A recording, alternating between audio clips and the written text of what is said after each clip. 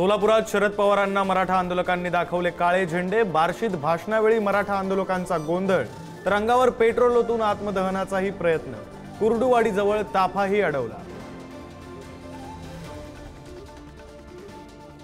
पुण्यातील शांतता रॅलीत जरांगेंचे भावी मुख्यमंत्री उल्लेख असलेले पोस्टर्स, तर जरांगे मुख्यमंत्री झाले तरी ओबीसीतून आरक्षण देऊ शकणार नाहीत, अनिल बोंडेंचं वक्तव्य। उद्धव ठाकरेंच्या ठाण्यातील सभेदरम्यान राडा घातल्याने 44 मनसैनिकांवर गुन्हे दाखल। ठाकरेंच्या ताफ्यावर हल्ला करणाऱ्या मनसैनिकांचा शोध सुरू।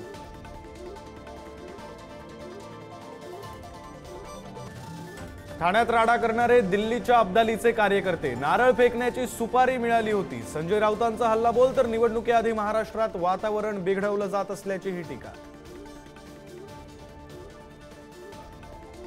ठाण्यातील राड्याचे कोल्हापुरातही पडसाद। ठाकरेंच्या कार्यकर्त्यांनी मनसेचे पोस्टर्स फाडले, तर ठाण्यातील मनसे कार्यालयाची सुरक्षा वाढवली।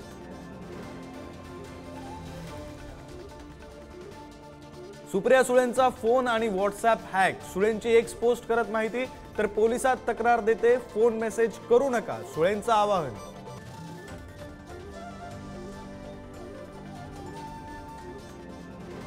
सांगलीत शिवसेना नेत्याच्या पुतण्यावर गोळीबाराचा प्रयत्न, रिव्हॉल्वर लॉक झाल्यानं अनर्थ टळला, घटना सीसीटीव्हीत कैद, हल्लेखोर पसार। हिंडनबर्ग रिसर्चकडून अदानी समूहाबाबत नवा आरोप, सेबीच्या अध्यक्षा माधवी पुरी आणि पती धवल बूच यांची अदानी फंडमध्ये हिस्सेदारी, हितसंबंधांमुळेच सेबीकडून अदानींच्या गैरव्यवहारांबाबत पक्षपातीपणा।